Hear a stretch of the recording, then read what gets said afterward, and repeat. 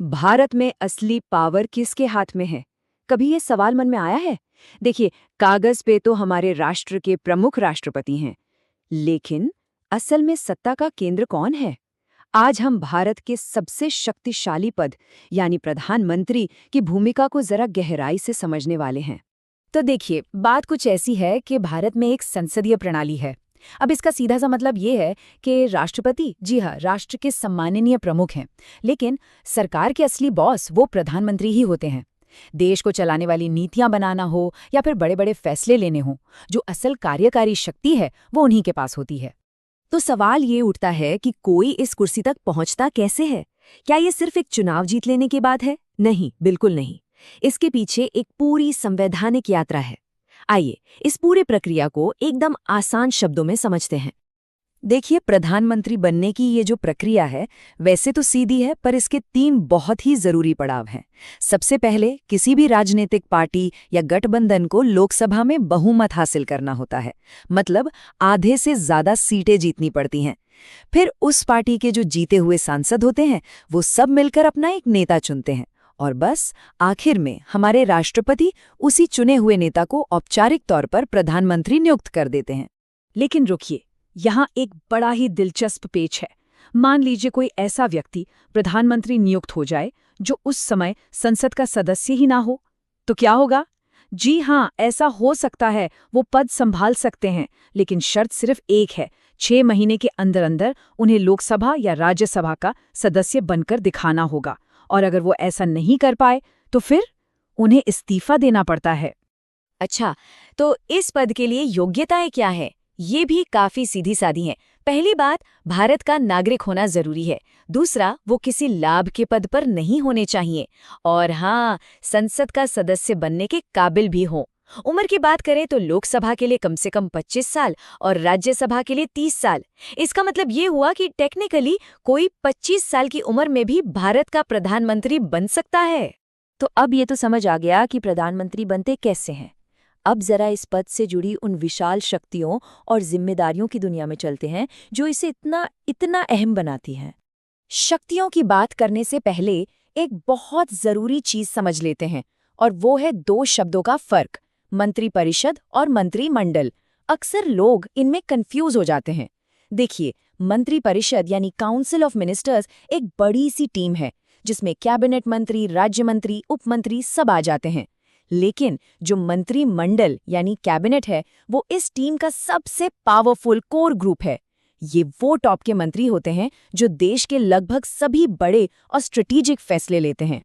और इस पूरी सरकारी मशीनरी के कप्तान होते हैं प्रधानमंत्री। वही राष्ट्रपति को सलाह देते हैं कि भाई मंत्री किसे बनाना है, किसको कौन सा मंत्रालय देना है, या कब किसका पोर्टफोलियो बदलना है। कैबिनेट की सारी बैठकों की अध्यक्षता भी वही करते हैं, और किसी भी मंत्री से इस्तीफा भी मांग सकते हैं। और सबसे बड़ी बात, अगर प्रधानमंत्री ने इस्तीफा दे दिया तो समझिए पूरी की पूरी मंत्रिपरिषद ही भंग हो गई। मतलब सत्ता की असली चाबी तो उन्हीं के हाथ में है। संविधान का आर्टिकल 78 प्रधानमंत्री को एक और बहुत ही अहम भूमिका देता है।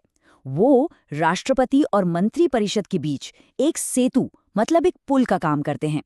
सरकार क्या कर रही है, कौन से बड़े फैसले लिए जा रहे हैं, ये सारी जानकारी राष्ट्रपति तक पहुंचाना प्रधानमंत्री का ही कर्तव्य होता है। और ये जो कम्युनिकेशन है, ये लोकतंत्र को स्मूथली चलाने के लिए बहुत बहुत जरूरी है। लेकिन प्रधानमंत्री की भूमिका सिर्फ सरकार चलाने तक ही सीमित नहीं है, ये उससे कई ज्यादा बड़ी है।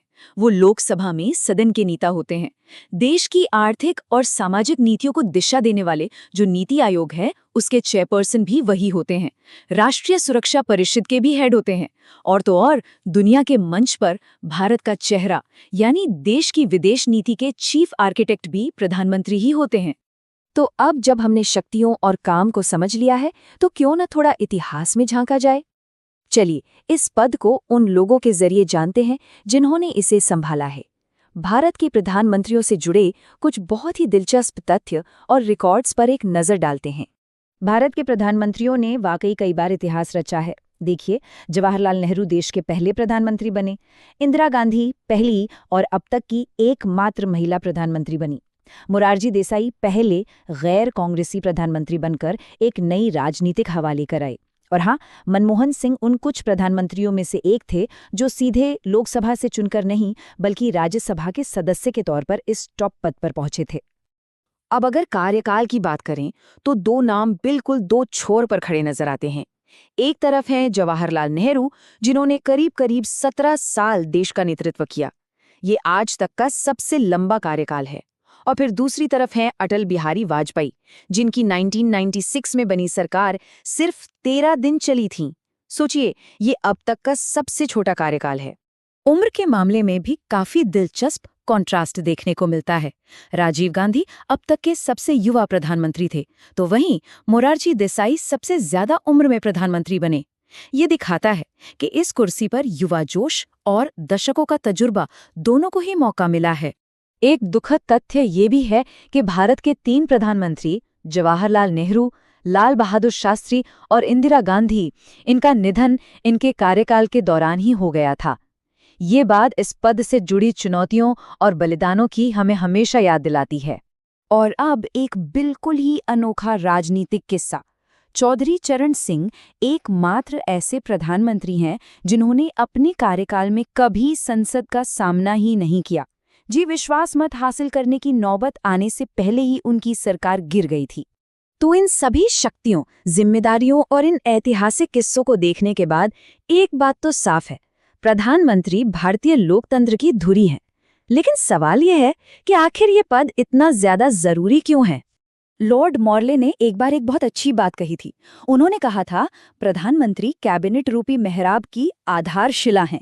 अब ये कहावत इस पद के सार को एकदम सटीक तरीके से समझाती है।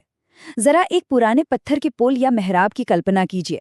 उसमें जो बीच का एक पत्थर होता है ना, जिसे आधारशिला कहते हैं, वही पूरे स्ट्रक्चर को थामे रखता है।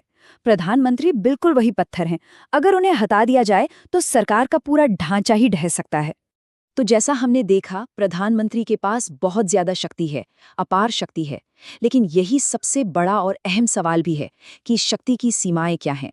हमारे लोकतंत्र में वो कौन से चेक्स एंड बैलेंसेस हैं, जैसे कि एक स्वतंत्र न्यायपालिका, हमारा संविधान, मीडिया और सबसे ऊपर जनता की राय, जो ये पक्का करते हैं कि ये शक्ति कभी निरंकुश न बन जाए। ये वो जरूरी सवाल हैं जिन पर हम सबको सोचते रहना चाहिए।